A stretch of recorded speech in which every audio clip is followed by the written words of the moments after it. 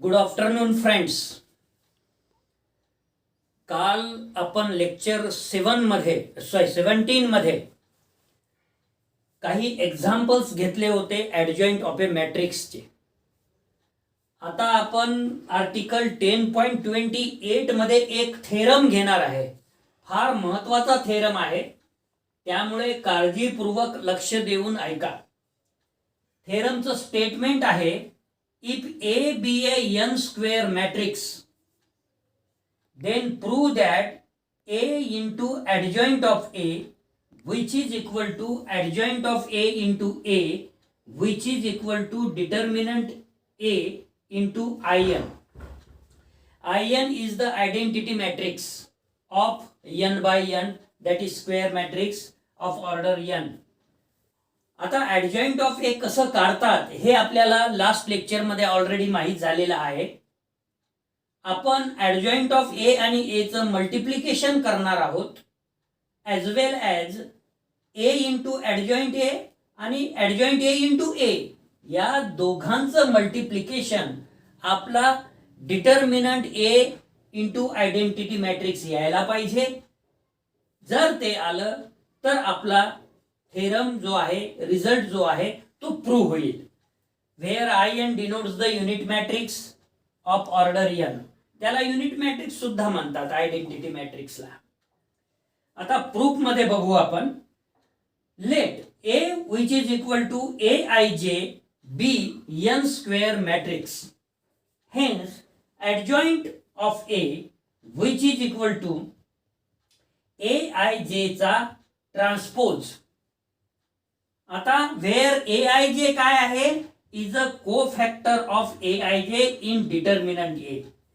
दिलेलं example N bye एनचं त्याचं determinant प्रत्येक एलिमेंटचे को फॅक्टर काढल्याच्या नंतर त्याला जे आपण डॅश दिलेला आहे आणि मग ते ॲडजॉइंट ऑफ ए मिळते. त्या पद्धतीनं हा जो ए आय जे आहे याच्यामध्ये इज को फॅक्टर ऑफ ए आय जे इन डिटर्मिनंट ए. डिटर्मिनंट ए चे प्रत्येक एलिमेंटचे को फॅक्टर या मॅट्रिक्स मध्ये आहे, त्याला आपण ए आय जे म्हणालेलो आहे. आता हा डॅश जो आहे, ट्रान्सपोज जे आहे, याचा अर्थ आपल्याला माहित आहे. हा आय स्टँड्स फॉर रो, जे स्टँड्स फॉर कॉलम. त्यामुळे आपल्याला आय आणि जे ची जर अदलाबदल केली, उदाहरणार्थ ए आय जे च्या ऐवजी ए जे आय केलं तर आपला डॅश चालला जाईल, परंतु एलिमेंट्स बदलेल, म्हणून आपल्याला त्याला वेगळं नोटेशन द्यावं लागेल, जे की आपण दिलेलं आहे अल्फा आय जे. वेअर अल्फा आय जे इज इक्वल टू ए जे आय. आता जर आपण पुढे यूज करायचा असेल, आपल्याला आय ची किंमत 1 असेल तर अल्फा 1 जे च्या जागी आपण ए जे 1 ठेवू शकतो. अल्फा 2 जे च्या जागी आपण ए जे 2 ठेवू शकतो. अल्फा एन जे च्या जागी आपण ए जे एन ठेवू शकतो. हे इक्वेशन नंबर केअरफुली बघून घ्या, याचा वापर होणार आहे पुढे. To find the product of A into adjoint of A.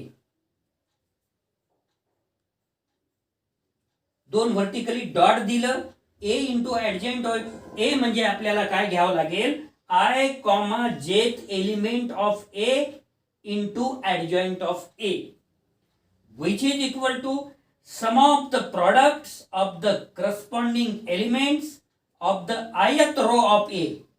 ith row of A and jth column of adjoint A. पहिल्या याचं अर्थात मिनिंग आहे ith row of whatever here, A असेल, बी असेल, सी असेल, ith row of A. Okay. आणि या second प्लेसवर मल्टिप्लिकेशन मध्ये and jth column of adjoint of A. मग एखाद्या मॅट्रिक्सचा ith रो जर घ्यायचा असेल तर तुम्हाला जनरल मॅट्रिक्स ऑलरेडी माहित आहे. काय आहे, A11, A12 up to A1n, A21, A22 up to A2n dot dot dot.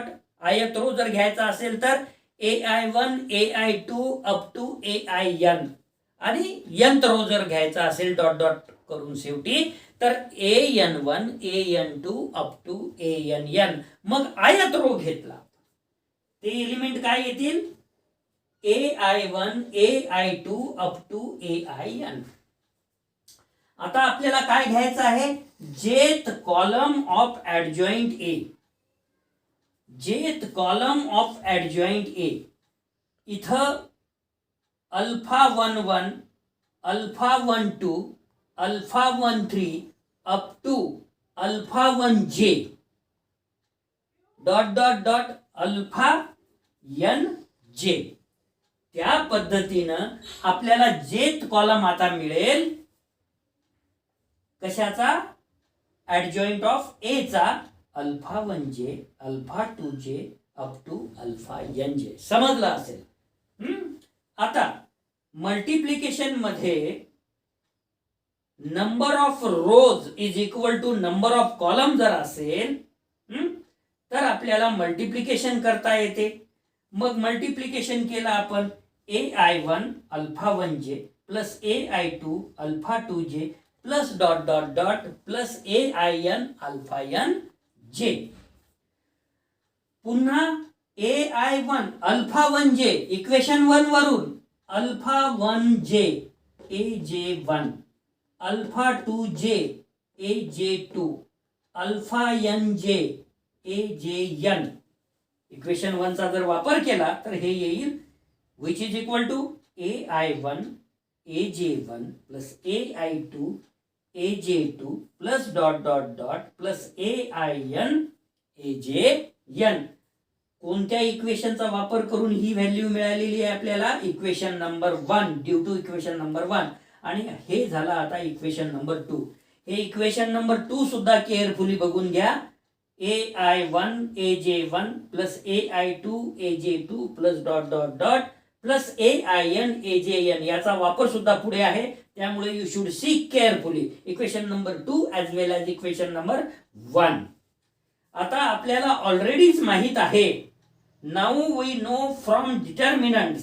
काय माहित आहे that in a determinant A if the elements of any row are multiplied by their corresponding factors and added, the result is determinant A. And if elements of any line are multiplied by the cofactors of any parallel lines and added, then the result is 0. याचा अर्थ असा आहे की आपल्याला जे diagonal element आहे जिथे जिथे I is equal to J आहे तिथे तिथे आपल्याला डिटर्मिनंट ए मिळेल. आणि जिथे I is not equal to J आहे तिथे आपल्याला 0 मिळेल. काय आहे या पूर्ण वाक्याचा अर्थ now we know from determinants that in a determinant मध्ये A if the elements of any row are multiplied by their corresponding cofactors and added, the result is determinant A. And if elements of any line are multiplied by the cofactors of any parallel lines and added, then the result is 0. तर आता म्हणाल्यापैकी काय म्हणालो आपण आता की जे diagonal element आहे diagonal element मध्ये काय राहणार आहे जनरल मॅट्रिक्स माहित आहे आपल्याला. डायगोनल एलिमेंट काय आहे A11 A22 A33 up to ANN. याचाच अर्थ काय झाला I इज इक्वल टू जे. म्हणजे हे एलिमेंट्स डिटर्मिनंट ए मिळतील आणि बिलो द डायगोनल आणि above the diagonal I is not equal to j. तिथे आपल्याला सगळे 0 मिळेल. म्हणून इक्वेशन 2 वरून मग आता आपल्याला लिहिता येईल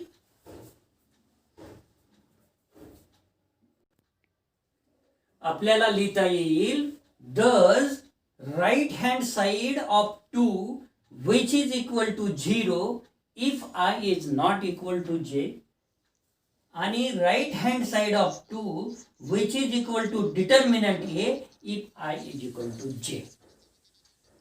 जे की डायगोनल एलिमेंट आहे ते डिटर्मिनंट ए आणि डायगोनल एलिमेंट मध्ये I is equal to J असतं. नॉन डायगोनल एलिमेंट सगळे 0 येईल आणि नॉन डायगोनल एलिमेंट मध्ये I is not equal to J असलं पाहिजे आणि असतंच. So thus I comma jth element of A into adjoint of A which is equal to 0 if I is not equal to J and which is equal to determinant A if I is equal to J. This shows that all the diagonal element of A into adjoint of A are each equal to determinant A. असं आपल्याला म्हणता येईल. and non diagonal elements are 0. याचा अर्थ I comma jth element of A into adjoint of A which is equal to 0 if I is not equal to J आणि which is equal to determinant A if I is equal to J चा अर्थ असा झाला की diagonal element हे determinant A असतील आणि non diagonal element हे 0 असतील. मग लिहिता येईल आपल्याला hence A into adjoint of A which is equal to matrix form मध्ये determinant A 0 0 dot dot dot 0 0 determinant A 0 dot dot dot 0 0 0 determinant A dot dot dot 0 dot dot dot 0 0 0 dot dot dot determinant A असं लिहिता येईल. या matrix मधून आपण determinant ए common घेऊ शकतो आणि which is equal to determinant A in bracket 1 0 0 dot dot dot 0 0 1 0 dot dot dot 0 0 0 1 dot dot dot 0 dot dot dot 0 0 0 dot dot dot 1. आणि हे आहे identity matrix of order n. म्हणून which is equal to determinant A I n आपल्याला लिहिता येईल आणि याला आपण इक्वेशन नंबर 3 म्हणणार आहोत. आता आपण ए ऍडजॉइंट ऑफ ए काढलं. याच प्रकारे आपण ऍडजॉइंट ए इंटू ए काढू. Similarly I comma jth element in adjoint A into A काय असेल हो which is equal to alpha I1 alpha I2 up to alpha IN आणि A1J A2J up to ANJ जे की तुमच्या लक्षात आलं असेल. आयत एलिमेंट ऑफ आयत म्हणजे रो एलिमेंट रो मधला आयत रो पाहिजे आपल्याला ऍडजॉइंट ए चा आणि जेथ कॉलम पाहिजे आपल्याला ए चा जे की तुम्हाला दिसत आहे. Multiplication AI1 A1J plus AI2 A2J plus dot dot dot plus AIN ANJ. परंतु इक्वेशन नंबर 1 मध्ये alpha IJ is equal to AJ I आहे. आता आपल्याला अल्फा I1 पाहिजे. अल्फा I1 म्हणजे ज्याची किंमत 1 जर ठेवली तर alpha I1 which is equal to A1I. Alpha 2J is equal to alpha I2 is equal to A2I. आलं लक्षात. मग A1I A1J plus A2I A2J plus dot dot dot ANI ANJ. अर्थात हा कॅपिटल ए आहे स्मॉल ए. कोणता वापर केला आपण इक्वेशन ड्यू टू इक्वेशन 1 म्हणता येईल किंवा बिकॉज हे 1 इक्वेशनच हे आहे. मग आता याला इक्वल टू आपल्याला लिहायचं आहे. Which is equal to A1J capital A1I plus A2J capital A2I plus dot dot dot plus ANJ capital ANJ ANI which is equal to determinant A if I is equal to J which is equal to 0 if I is not equal to J, जे की आपण पहिल्या पार्टमध्ये explain केलेलंच आहे. Hence adjoint A into A which is equal to determinant form sorry matrix फॉर्ममध्ये determinant A 0 0 up to 0 dot dot dot 0 0 determinant A 0 dot dot dot 0 0 0 determinant A dot dot dot 0 dot dot dot 0 0 0 dot dot dot determinant ए. आता याच्यातून determinant ए आपण common घेऊ शकतो, जे की घेतलेलं आहे, which is equal to determinant A write down in bracket 1 0 0 dot dot dot 0 0 1 0 dot dot dot 0 0 0 1 dot dot dot 0 dot dot dot 0 0 0 dot dot 1. हे आता आयडेंटिटी मॅट्रिक्स मिळालं of order N which is equal to determinant A into I N. हा equation number 4. आणि hence from equations 3 and 4 comma we get a into adjoint a which is equal to adjoint a into a which is equal to determinant a into I n. Thank you.